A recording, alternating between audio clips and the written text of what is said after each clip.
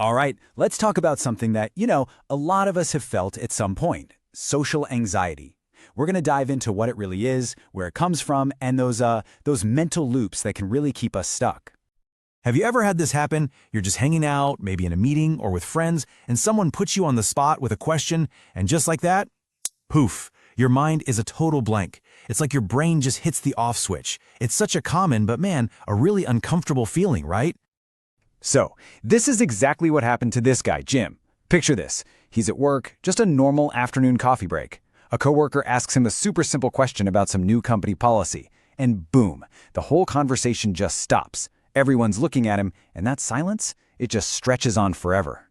You know that feeling? That feeling of being judged, feeling totally foolish? That's exactly what we're digging into today. You see, for Jim, that wasn't just, a little bit of awkwardness. It was a massive jolt of anxiety. So let's actually put a name to this thing. Let's define what we're really talking about here. So here's the official take. The key words here are persistent fear. We're not just talking about getting the jitters before a big speech. Nope, this is different. Social anxiety is this constant nagging worry that you're going to be judged or do something embarrassing, and it's a fear that can get so powerful it actually starts running your life.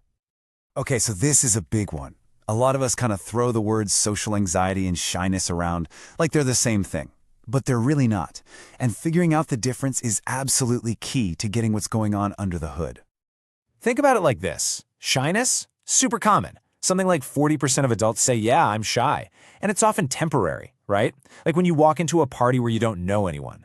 But social anxiety, that's a whole different level. It's way more intense, it sticks around, and it's a fear that's so powerful it can make you start avoiding things altogether, which, as you can imagine, can really mess with your job, your friendships, just everything. So how does this actually feel? Well, it tends to show up in four main ways. First, in your thoughts. You're constantly worrying, replaying conversations in your head, thinking, why did I say that? Then there's the physical stuff. Your heart starts racing, you might blush or get sweaty. Emotionally, it's just that raw fear and feeling like everyone's watching you.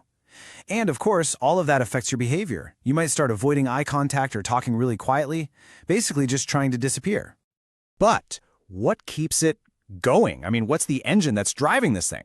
Well, it all comes down to this really powerful, vicious cycle that happens completely inside your own head.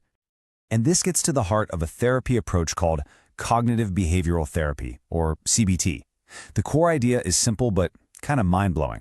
It's not the situation itself, the coffee break, that causes the panic. It's your thought about it.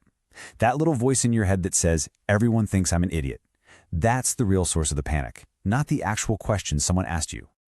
So what happens is, when that anxiety hits, all of your attention just snaps inward. It's like someone flips a switch on a giant, harsh spotlight, and it's aimed right at you. Suddenly, you're hyper-aware of everything, every little thought, the way you're breathing, every single word that might come out of your mouth. And this image, it just nails what that feels like. You literally start seeing yourself from the outside like you're watching a movie of yourself. But here's the thing. You're not a friendly observer. You're your own harshest critic, just picking apart your every move and assuming that's exactly what everyone else is doing too. So to deal with all that pressure, we come up with these little tricks called safety behaviors. You know what I mean? Like you rehearse your sentences over and over in your head before you dare say them out loud, or you grip your glass super tight so nobody sees your hand shaking. But here's the crazy part, the paradox. These things actually make the anxiety worse in the long run. Why? Because they stop you from ever learning that, hey, maybe people aren't judging you after all, and that just keeps the whole fear cycle spinning. Okay, so that naturally leads to the next big question, right? Why do some people get caught in this cycle and others don't? Well, the roots are pretty complex, and it's usually not just one thing. You can pretty much trace it back to three main areas. First, there's biology. Some of us are just wired with a more sensitive nervous system, maybe a shyer temperament from day one. Then there's your environment, growing up. Your family, your early friendships, what you learned about social stuff. And finally, there are those big, impactful moments. Traumatic experiences like being badly bullied can definitely be a trigger. And this diagram really pulls it all together. Check it out. Over on the left, you've got those vulnerabilities we just talked about, your biology, your history. Then a stressor comes along, maybe starting a new job. That's the spark. And that spark ignites this fear of being embarrassed, which, you guessed it, triggers those anxious feelings. That, in turn, flips on the internal spotlight, which makes you use those safety behaviors. And what do those do? They just reinforce the original fear. See, it's a perfect self-fueling loop. So if you're stuck in this loop, the million-dollar question is, how do you break it? How do you get out? Well, the very first step, and it's a huge one, is just seeing the pattern. Just recognizing that the cycle is even happening. That's where your power to change it begins. And it's so important to get this right.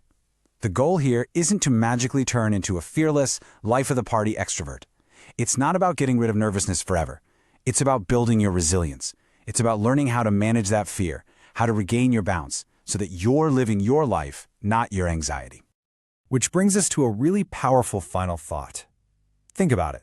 This entire cycle, it's built and fueled by our own thoughts, our own beliefs, our own way of seeing things. So if our thinking is what builds the prison, doesn't that also mean our thinking holds the key to set us free?